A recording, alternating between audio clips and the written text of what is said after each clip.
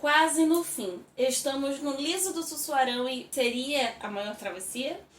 Só faltam agora os 10% finais.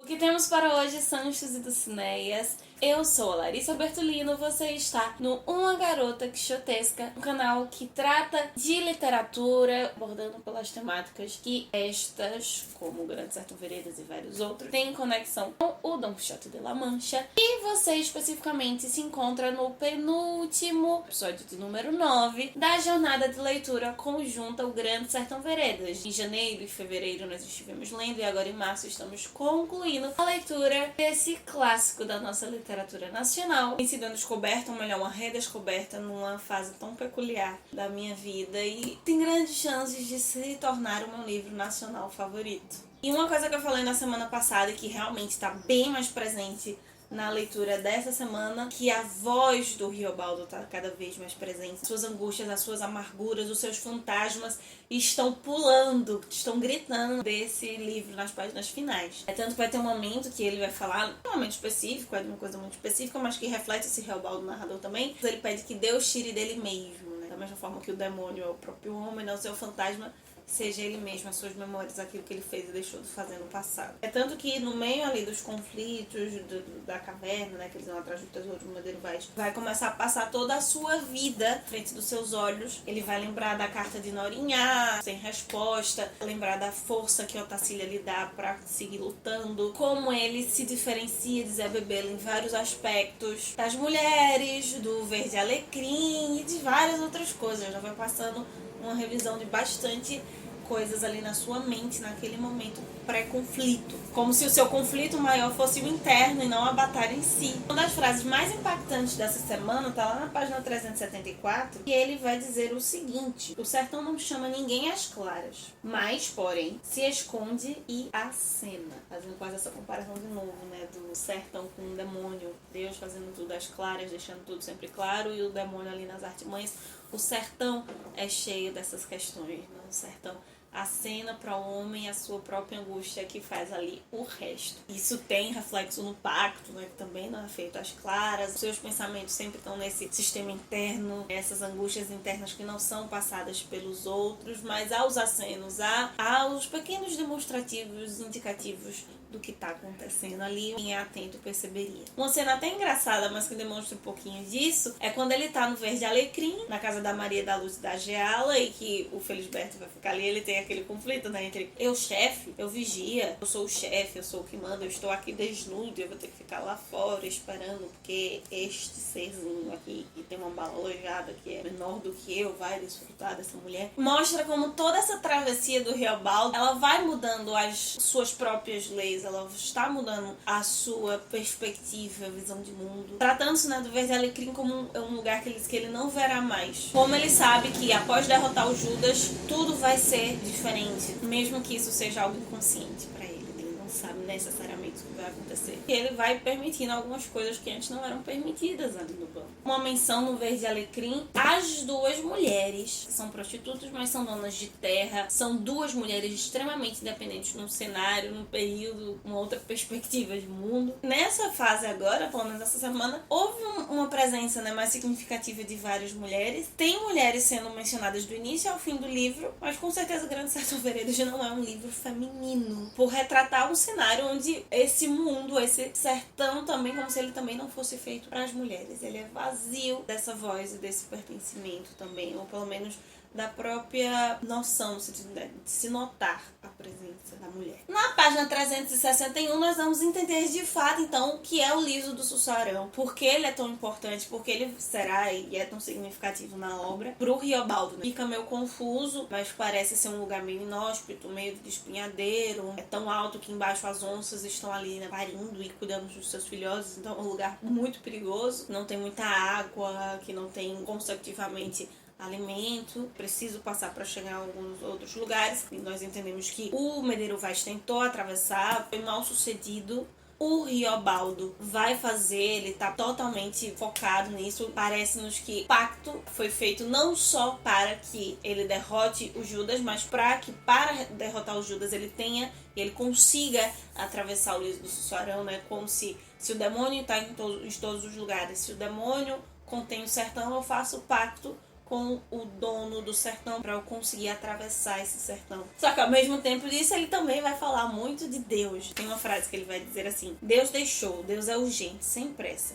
O sertão é dele. Então, ao mesmo tempo que ele faz esse pacto, tem essa troca para conseguir atravessar, como se o liso do Sussuarão pertencesse ao demônio, mas o sertão é de Deus. O propósito dele é vingar uma morte, é acabar com traidores que também já não estariam dentro dos princípios divinos, então Deus estaria com eles. Mas ao mesmo tempo também mostra um Riobaldo que tá nessa chefia, mas que ele sempre crente, sempre numa perspectiva às vezes meio cética, às vezes mística. Ele compreende não necessariamente Deus e o demônio como figuras religiosas, mas como forças que estão acima dele, fazem com que algo tão incrível, tão forte como é outra força também, o próprio sertão, siga imponente, marcando as pessoas. Só que nessa travessia ele tem 3 grandes empecilhos, que não são nem do espaço físico, que é o menino, o velho, o cego e a mulher. São 3 personagens extremamente simbólicos para essa travessia. O Riobaldo tá sempre falando da vida como uma travessia, das lutas como uma travessia. Tem a travessia agora específica de um lugar inóspito, com esses 3 personagens que fases da vida, os empecilhos da vida,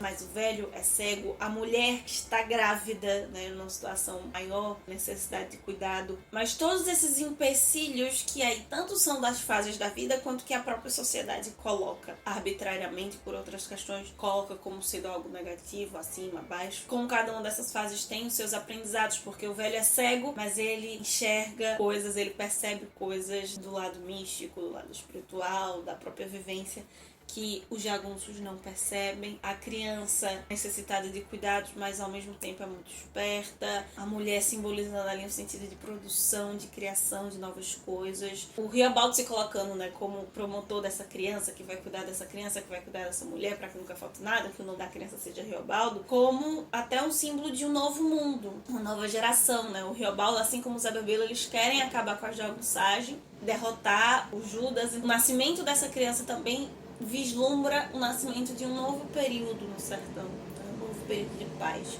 mas que para isso precisa se passar por essa travessia. E ainda falando das mulheres, surge uma outra figura feminina, a mulher do Hermógenes, que é uma figura aparentemente muito sofrida, que penou bastante na mão do marido, tá mais livre porque ele tá no meio, né, do sertão, na jagunçagem. Nós já sabemos, já entendemos que o Hermógenes é quase a personificação do mal, né, como o Riobaldo vai apresentar outros momentos. Bonito como eles também irão cuidar dessa mulher. Mas tem um detalhe. Essa mulher chorará as mágoas para o Diadorim, né? Ela chama ali o Diadorim, quer conversar só com o Diadorim, e o Diadorim usa exatamente essa expressão, ela chorou as suas mágoas. O sertão, como esse lugar de vazio, é também um vazio por um lugar de silenciamento. E a figura do alto Diadorim acaba permitindo com que esse silêncio ele seja rompido, com que a palavra possa surgir. Tanto a palavra, por exemplo, o Riobaldo se sente muito à vontade, fala, o Riobaldo tem essa visão do poder das palavras, mas com o Diadorim ele tem um outro posicionamento, como essa mulher se permite se abrir com o Diadorim. Uma coisa que se taciona de outro modo, mas não quero dar spoilers, não quero apresentar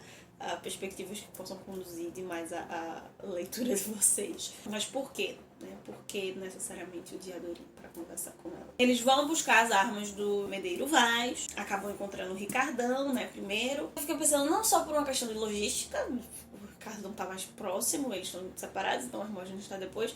Mas, de novo, essa personificação do mal, essa personificação do demônio no Hermógenes. Então, talvez por isso que o Hermógenes tenha que ser deixado para depois. Talvez a derrota do Hermógenes seja a grande questão final. Não só por ele ser mais líder do que o Ricardão. Uma cena belíssima quando eles saem da caverna, né? Encontram o Ricardão e vai começar a briga. Me lembrou até uma outra obra do Guimarães. Quando o Riobaldo divide os bandos para cercar o Judas e ele fica sozinho em cima da visão ali na caverna. Tá sendo alvejado, nenhuma bala encosta nele, diz que ao mesmo tempo que ele está ali numa situação boa, no sentido de que não está sendo atingido, mas ele sente a presença do demônio, me lembrou muito Corpo Fechado, que também é um conto, né, do Guimarães Rosa no Sagarana, o mesmo livro onde está presente a Hora e a Vez de Augusto Matraga, que nós apresentamos aqui, sendo mais um índice de que talvez esse pacto tenha funcionado sim, mas essa descrição bela, não só da relação dos livros do Guimarães com outros, assim, do universo compartilhado, mas o universo compartilhado por ser sertão, ser uma história de crendice da questão do corpo fechado, também uma própria descrição do que o sertão representa, né, de muitas vezes esse homem que ele é atingido de várias formas, por vários flancos e é atacado, mas ele não é atingido porque são tantas coisas que se passam com esse homem sertanejo que não é qualquer coisa que consegue derrubá-lo. Parece de fato que o corpo ele vai sendo fechado, que a mente ela vai sendo blindada para esse sofrimento, para essas balas que vão atingir das diversas maneiras. Um dos autores mais significativos, um dos críticos mais significativos sobre o Grande Sertão Veredas, chama Willy Bolle. Ele é um alemão que estuda a literatura latina, mais especificamente literatura brasileira, veio para cá, para o Brasil, e estudar. Ele escreveu um dos livros mais importantes sobre o Grande Sertão, né, que é o grandesertão.br. Ele mostra nesse livro como o Grande Sertão, de certa forma, reescreve os sertões do Euclides da Cunha, e no seu próprio livro, Willy Bolle, ele tenta reescrever e reler não só a obra, mas o impacto de Grande Sertão na nossa cultura, na nossa literatura de modo geral, de um modo mais crítico, não necessariamente como o Guimarães faz com o Euclides da Cunha. A figura do Willy Bolle é muito interessante porque ele de fato é um intelectual que mergulhou. Ele visitou as regiões que o Guimarães visitou, que teoricamente onde se passa um livro. Quando ele estudava na USP, ele comprou uma edição do Grande Sertão, rompeu a lombada e espalhou todas as folhas, cobriu as suas paredes com as folhas para estar ali em contato, para estar literalmente dentro, imerso do livro. Ele literalmente é dessas figuras excêntricas que marcam as nossas perspectivas literárias de anos em anos, assim. Nessa questão do Pacto Fausto, né, e por isso que eu cito, porque tem muito a ver com esse momento do Riobaldo estar blindado, ele diz que no Dr. Fausto, né, o Fausto com Thomas Mann, citação, e se encaixa muito bem com o Grande Sertão Veredas, Thomas Mann, que a gente precisa aprender,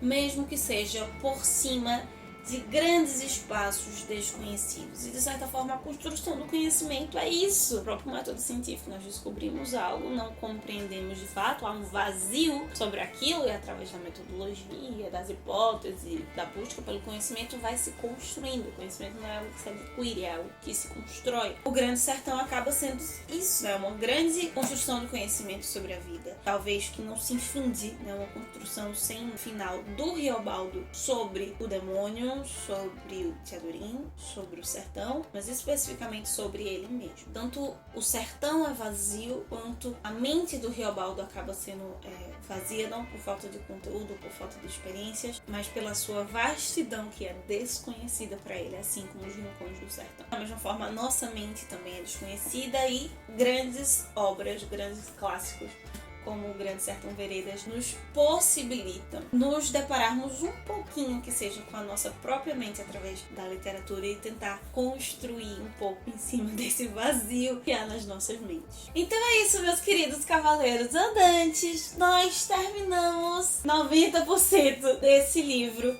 Segunda-feira eu te encontro aqui para nós terminarmos as 40 páginas finais, os 10% finais, que são das páginas 401 por fim.